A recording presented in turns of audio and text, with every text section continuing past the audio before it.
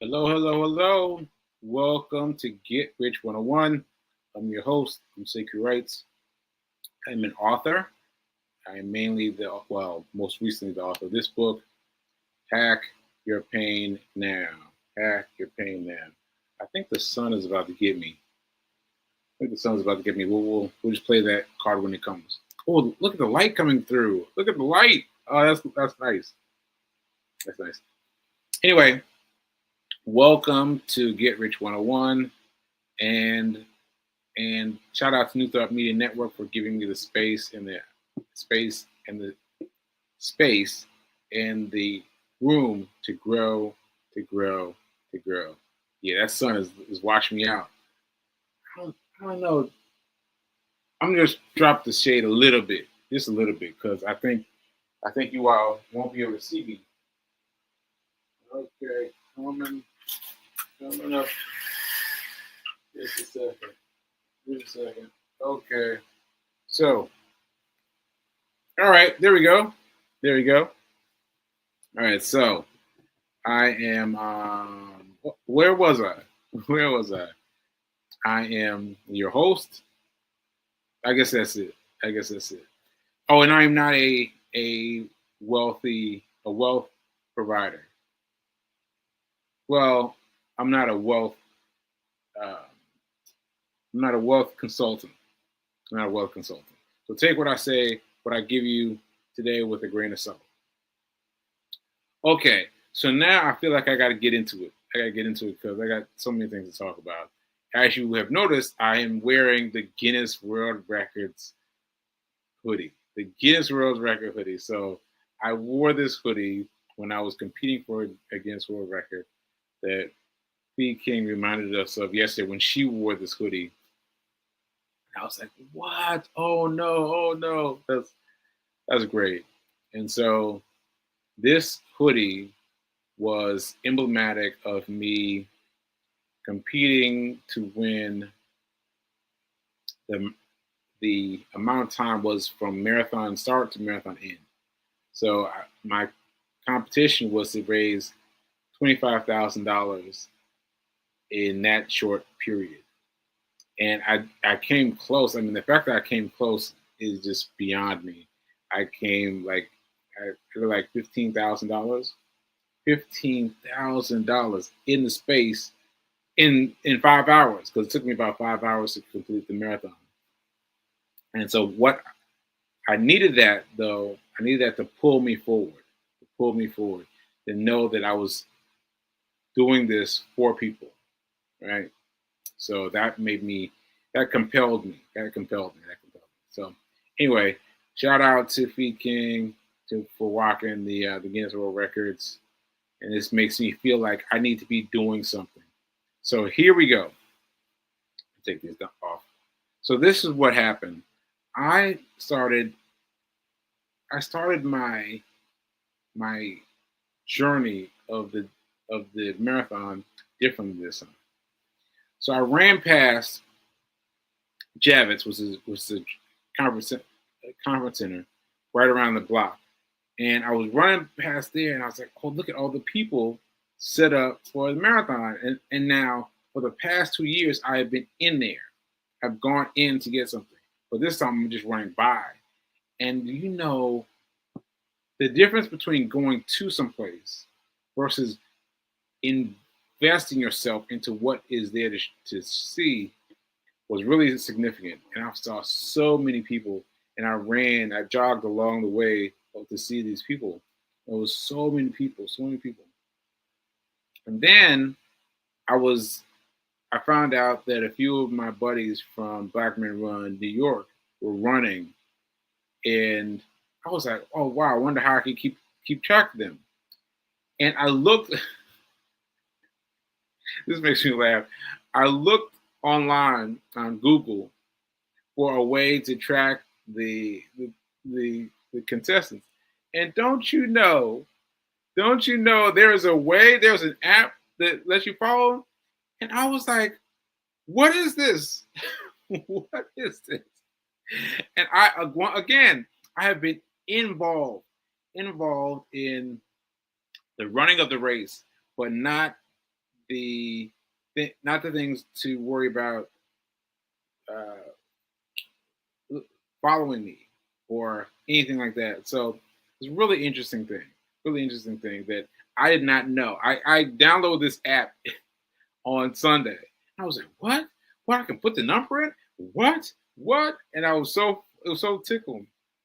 So anyway, I was watching my friends, Karon and Andrew, and they were running fast, yo. I mean, fast, fast. I was like, what is going on? I was like looking at them, and it was zooming.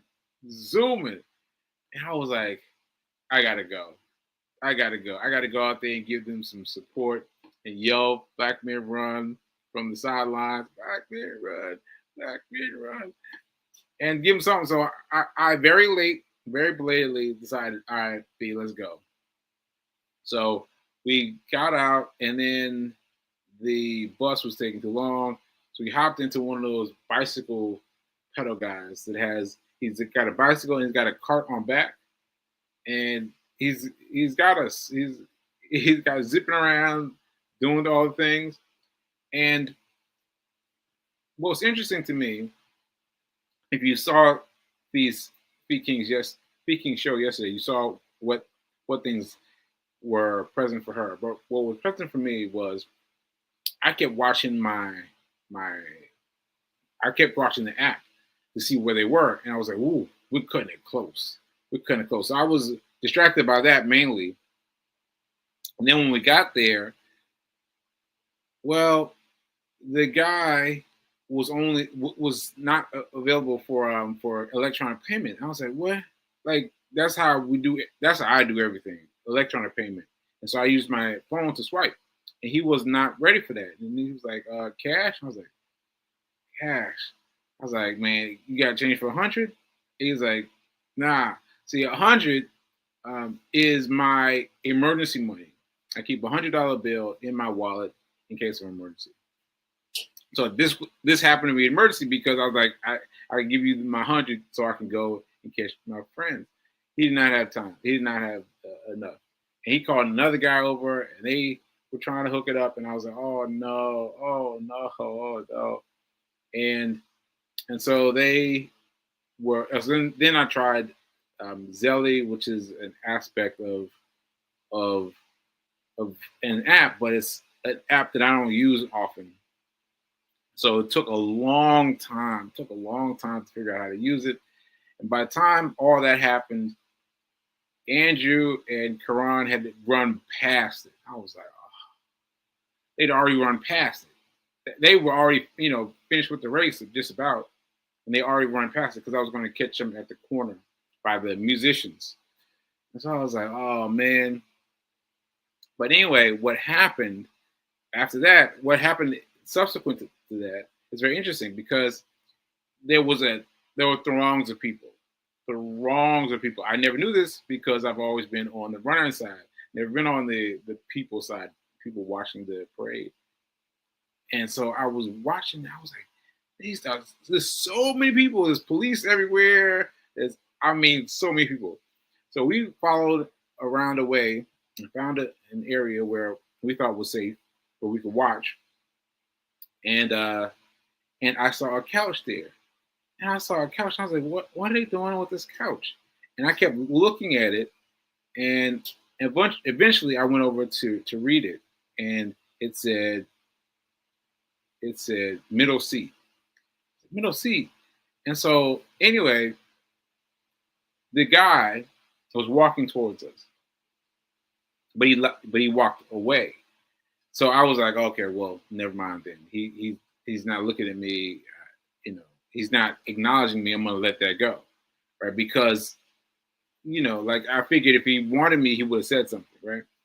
But Fee was like, hey, can you tell us about this? And I was like, oh snap, right?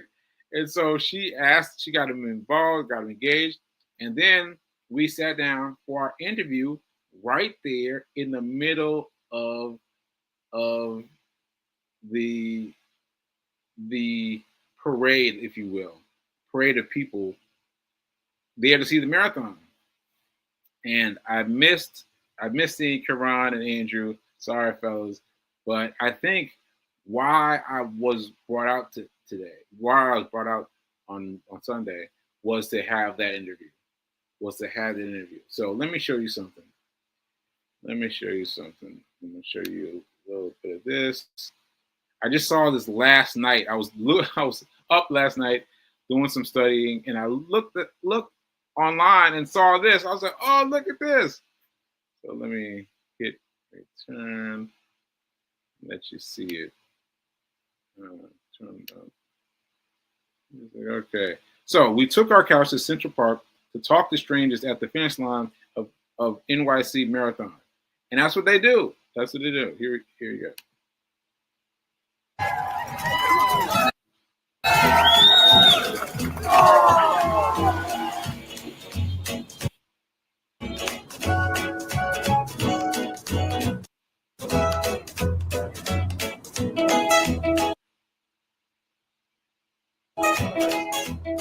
My first marathon ever was in New York City. I had just had a stroke 4 months before. Oh.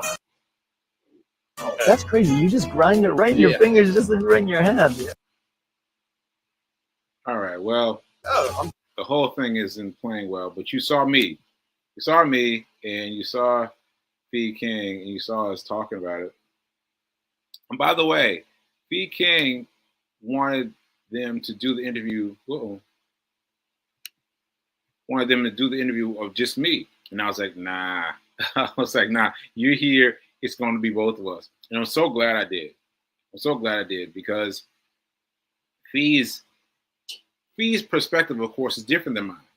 You know, like, we got two different perspectives of the same event, and it's interesting to hear her talk about it. And also, she was helpful to me when I got stuck, and when I'm a little nervous, I can't articulate as well as I could, and so having her there was immensely helpful. And so you see, oh wait, let me show you another one. Let's see. This one, yeah. Here we go. Here we go. Look at this. Look at this. There we are. There we are. In the middle of Marathon Madness, people walking in front of the camera, behind the camera, all around. People that didn't notice, didn't have the to ask about it. And yeah, it was really great. It was really great. And so I can't wait to see what they come up with. One of the guys said it was the most impactful, something serious that he said that this was the most whatever. But he sounded like it was very moving for him. It was very moving for him. I caught this last night too. Like, I was like, oh. I was all excited last night. Couldn't go to sleep. I was like, oh wow, they're doing it. So I look forward to the interview. I'll post the interview when it's up, and I'm interested to see what they say. Because they were very engaged. Ashe. I'm gonna leave this photo up. Okay. That said, what else do we want to talk about? Let's see. Oh, y'all. Well, let me check my comments first, but let me tell y'all, I got about to jump in something. Oh yeah, Fee. Yeah, you were gone this morning, and yeah, this is great. So this is all they caught was just me saying that I did the marathon 2 years ago, and I did it 4 months after having a stroke. And you're like, what? Yeah, and that was really cool. So I can't wait to see what they got. Yes, and the interview was powerful. Yes, that I assume was why I got up. Why we got channeled to go there, to go to that specific place, because I got some ideas based on what they did. I got some ideas that I can flow with, and just I don't know, just really filled me up. It was really quick. It was a 5-minute interview, but it was really significant for me. Yeah, really significant for me. All right, let's see. This is Fee King. She's outdoors. She's out at Signature Space. I think if we wait for people that want to block their blessing, they are in such awe and support of us sharing our story. Yeah, they were. Yeah. Okay, yeah, yeah. I was up. I almost woke you up. I was like, no, stay calm. But I said, but anyway, it was very exciting. Okay, so I'm gonna leave this up. I'm gonna talk about the other things I want to talk about. My mom did the math. So let me tell y'all. Let me wait a minute. Let me make this a little bit bigger. Make me a little bit bigger. Is that it? This. Yeah, I guess so. You can still see the photo. All right, so listen. My mom did the math. And I know you're wondering, what are you talking about? I was too, because she was talking to me last night, and she was like breaking down stuff, and I was like, huh? What are you talking about? I had no idea, but she did the math. So what I mean by this is I still take Mondays off to trade. Yes, I'm still trading. I'm not talking about it as much because this group has been more guided towards emergency fund, right? So I haven't talked about it as much, but I'm still trading on Mondays. That's my day. Mondays, that's my day to focus and trade, right? And so I did that. I did so yesterday. And then last night I was talking to her and she did the math. So let me see if I get this right, Mom. All right. My trading is beating your salary. No. Sorry. My my trading is beating your oh shoot. I wrote it down, but I didn't write it clearly. I mean, I wrote it clearly as I could, but it's kind of jumbled. Okay. My trading is beating your per month. Right? So you all have, let's say you got an account somewhere, let's say you got 5%, right? And then over the course of the year, I mean, 5% is an incredible deal. That's an incredible deal. Capital One, they've got aggressive savings, and they're offering 4%. Right, we're doing 5% for easy numbers, right? So 5%. So you get 5%, and then you get $100. You put it $100 in that account. So that's wait a minute now. That's 10%. 10%, $10, $5, right? Now $5, you'll be great. You'll be feeling great, like, oh man, I got $5. Man, I'm doing something in this, right? Yes. But my mom did the math, and I am making more than that trading. I'm only making $1 or $2. But my $1 or $2 is equal to or greater than your $5. Your $5, I'm making around $2 per trade. $2 per trade. My most recent trade yesterday was $2. $2 in one weekend. I was like, what? Go mom, because she figured it out, and I was feeling kind of sadish about the fact that I'm still trading at $2, right?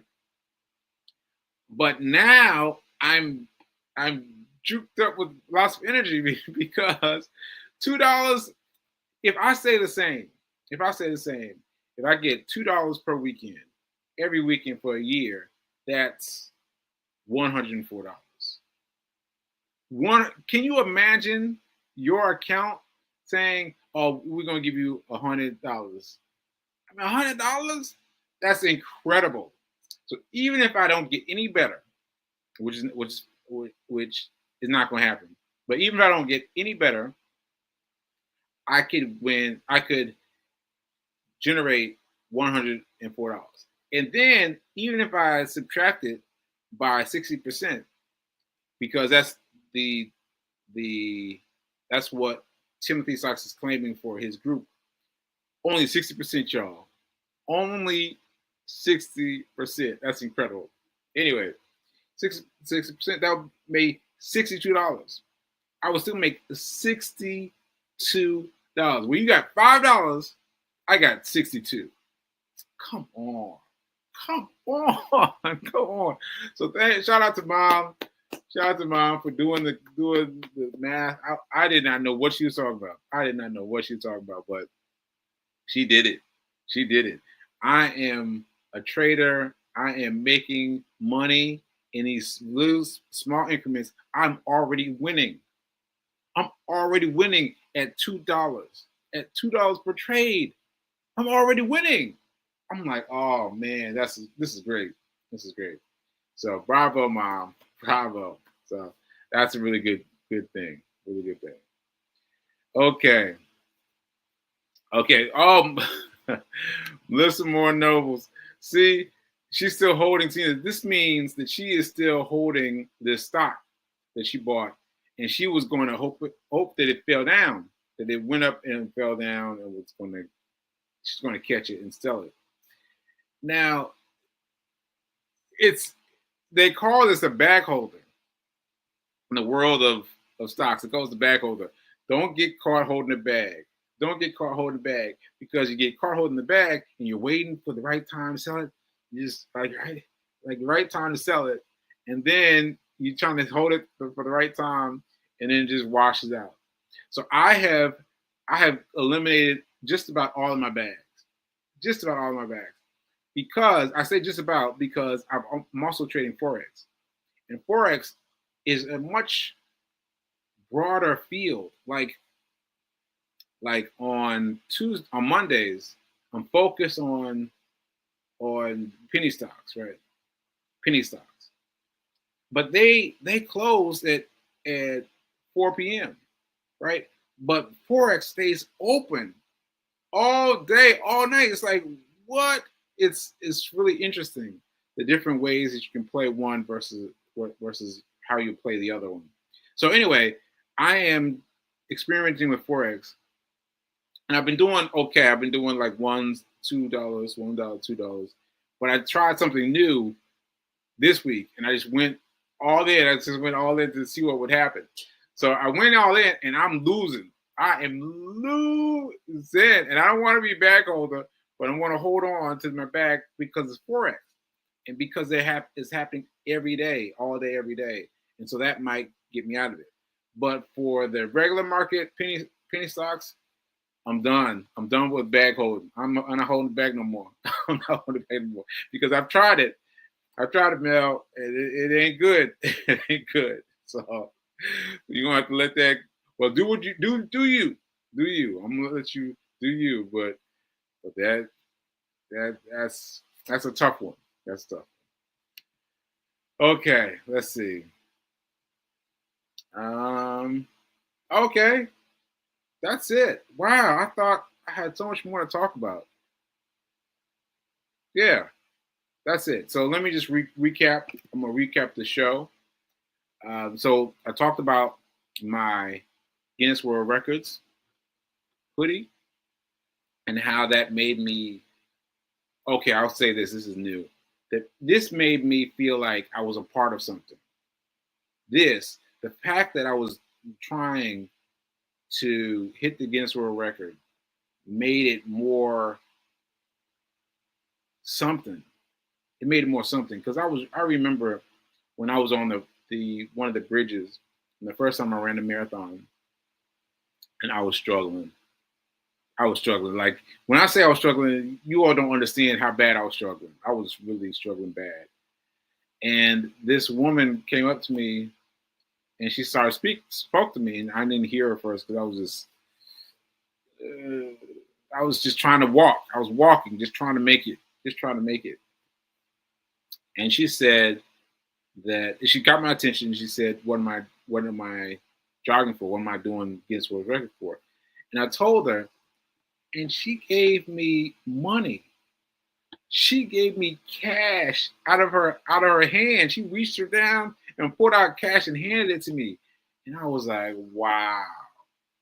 Wow. So that's what I mean about being pulled forward. Because now I can't quit. You know what I'm saying? Now I can't quit because this woman gave me money to finish the race. Right? She gave me money. She gave me her hard-earned money. Gave it to me to finish the race. And so I just had to keep on pushing, keep on pushing, keep on pushing. And so that has given me the urge to be involved in something again. So I did that. And then the year 2 was the year I proposed to B King. All right. And I did those 2. And then the third one, I was kind of feeling like, But now, after experiencing, after checking out the app, after seeing the monstrous energy that surrounds it, I gotta go again. And I gotta find a race because there was so many people asking me, Are you doing the marathon this year? I was like, what? Like, what? But I've become part of people's, part of people's ideology of me, and the marathon is part of my thing, and so I am going to find something to run in before the end of the year. Yeah, this is October, right? This is October. This is November. Oh, it's November. Oh, wow, it's November. Yikes. So I'm going to find something to run in the next 2 months. You know what? Scratch that. Maybe I will, maybe I won't. But let me tell you something. What amazed me about being outside of the marathon, being around the people, was I noticed so many people were just like chilling. They ran the marathon and they were chilling. They were like, I was like, what is going on? Because when I finished, I was done. Both times. Done. I was like, oh. But I realized I did not train.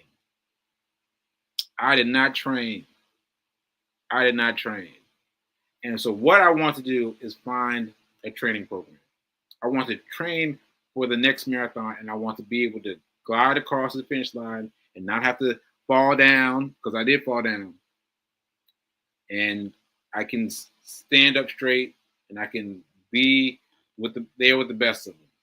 And so that's my goal. I need to find a marathon training program and find a marathon before the end of the year, and maybe find something else that I can pursue a Guinness World Record with. Like, let's get all the energy back, because being there as a part of it, but on the outside, made me feel like I need to be in it.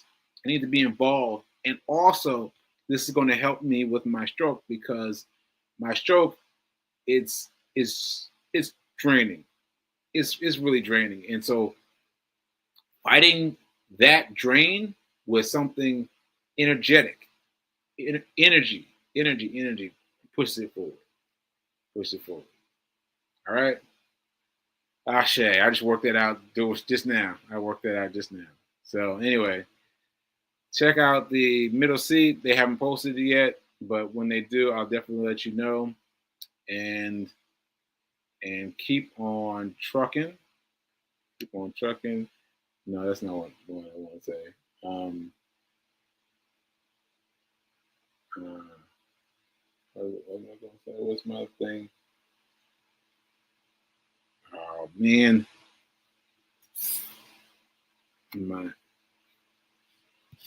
see.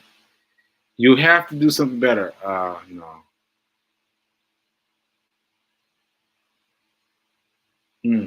Man, you have to do something better.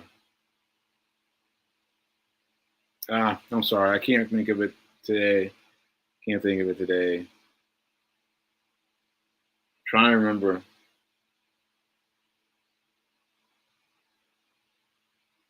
Now is better than perfect. Now is better than perfect. Woo! Took me a minute. Now is better than perfect. All right, folks. I'll see you later. And I'll see you. I'll see you tomorrow. Well, hopefully we'll be talking to Reverend Mel. I hope so, because Reverend Mel got me doing some things now. She got me doing some things. So now is better than perfect, and I'll see you tomorrow. Later.